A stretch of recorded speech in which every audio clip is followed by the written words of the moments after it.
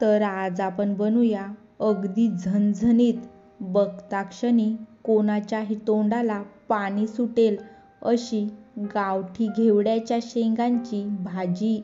ही भाजी अगदी झणझणीत बनून तयार होते आणि चवीला पण खूपच छान लागते. तर चला पटकन ही रेसिपी चालू करूया. तर नमस्कार, तुमचं सोनाली कुकिंग या यूट्यूब चॅनलवरती स्वागत आहे.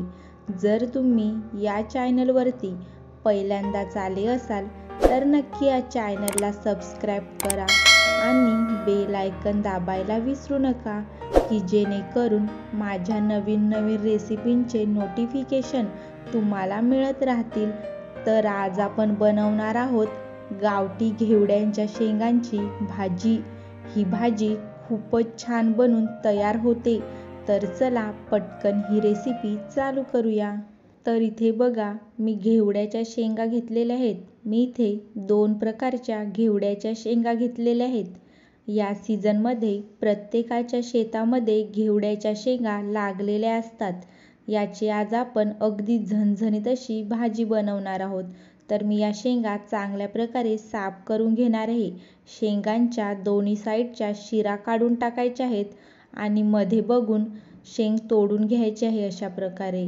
तर बघा, मी आता सगळ्या शेंगा इथे अशाच प्रकारे साफ करून घेतलेल्या आहेत. तुम्ही बघू शकता. आता या शेंगा आपण चांगल्या प्रकारे 2-3 पाण्यात धुवून घ्यायच्या आहेत स्वच्छ. तर बघा, मी शेंगा चांगल्या प्रकारे धुवून घेतलेल्या आहेत. आता मी इथे एका मिक्सरच्या भांड्यामध्ये 4-5 लसणाच्या पाकळ्या, 2 मिरच्या, 1 आल्याचा तुकडा, दालचिनी, लवंग, काळं मिरी, खोबरं आणि भरपूर अशी कोथिंबीर व वरून 1 चमचा जिरे घालून घेणार आहे आणि याची बारीक पेस्ट करून घेणार आहे. तुम्ही बघू शकता अशा प्रकारे. आता मी गॅसवरती एक कढई ठेवलेली आहे. कढई चांगली गरम झाली की त्याच्यामध्ये 1.5 चमचा तेल ओतून घ्यायचं आहे. तेल चांगलं गरम झालं की त्याच्यामध्ये तेजपत्ता घालून घ्यायचा आहे आणि 1 कांदा चिरून घालायचा आहे. कांदा 1 मिनिट परतवून चांगला घ्यायचा आहे. आता या कांद्यामध्ये कढीपत्ता घालून घ्यायचा आहे आणि कांदा लालसर होईपर्यंत चांगला भाजून घ्यायचा आहे. तुम्ही बघू शकता कांदा चांगल्या प्रकारे भाजून झालेला आहे. आता हे वाटलेलं वाटण आपण याच्यामध्ये घालून घ्यायचं आहे आणि वाटण सगळं मिक्स करून चांगल्या प्रकारे 3 ते 4 मिनिटं भाजून घ्यायचं आहे. वाटण चांगलं भाजलं की भाजी खूपच छान बनून तयार होते. मी याच्यामध्ये थोडंसं पाणी घातलेलं आहे आणि वाटण परत एकदा सगळं मिक्स करून चांगलं भाजून घेणार आहे. चवीपुरतं मीठ घालून घ्यायचं आहे आणि वाटण 3-4 मिनिटं चांगलं परतवून घ्यायचं आहे. तुम्ही बघू शकता वाटणाला 3-4 मिनिटं झालेले आहेत आणि वाटण चांगल्या प्रकारे भाजून झालेलं आहे. आता याच्यामध्ये 1 चमचा लाल तिखट मसाला, अर्धा चमचा हळदी, काश्मीरी लाल मसाला अर्धा चमचा घालून मी हे सगळं परत एकदा मिक्स करून घेणार आहे अशा प्रकारे.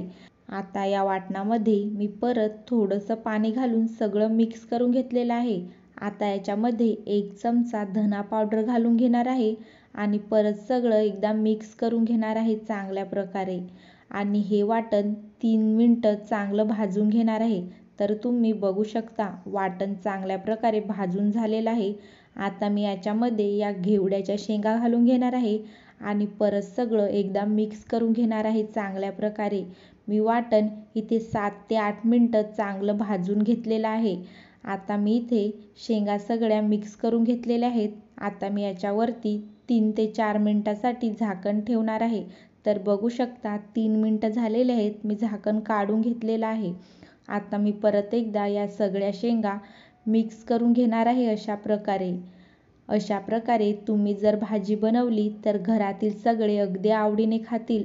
आता आपण भाजीमध्ये 1 ग्लास पाणी ओतून घ्यायचं आहे भाजी शिजण्यासाठी आणि चांगल्या प्रकारे भाजीला एक उकळ येऊन द्यायचं आहे. तर तुम्ही बघू शकता भाजीला उकळ आलेला आहे आणि तुम्ही बघू शकता भाजी किती छान दिसत आहे. आता मी या भाजीवरती 5 मिनिटासाठी झाकण ठेवणार आहे. तर तुम्ही बघू शकता 5 मिनिटं झालेले आहेत आणि तुम्ही भाजीचा कलर बघू शकता किती छान आलेला आहे आणि खूपच छान वाससुद्धा सुटलेला आहे. मी परत एकदा ही भाजी सगळी परतवून घेणार आहे आणि परत 5 मिनिटासाठी झाकण ठेवणार आहे. तर बघा आता 5 मिनिटं झालेले आहेत. मी झाकण काढून घेतलेलं आहे आणि गॅससुद्धा आता बंद करून घेणार आहे. आपली चमचमीत झणझणीत अशी घेवड्याच्या शेंगांची भाजी बनून तयार आहे. तर कशी वाटली तुम्हाला ही भाजी? नक्की मला कमेंट करून सांगा. आणि जर तुम्हाला माझी ही रेसिपी आवडली तर नक्की माझ्या चॅनलला सबस्क्राईब करा आणि बेल आयकन दाबायला विसरू नका, की जेणेकरून माझ्या नवीन नवीन रेसिपींचे नोटिफिकेशन तुम्हाला मिळत राहतील. आणि अशा प्रकारे भाजी नक्की एकदा ट्राय करून बघा.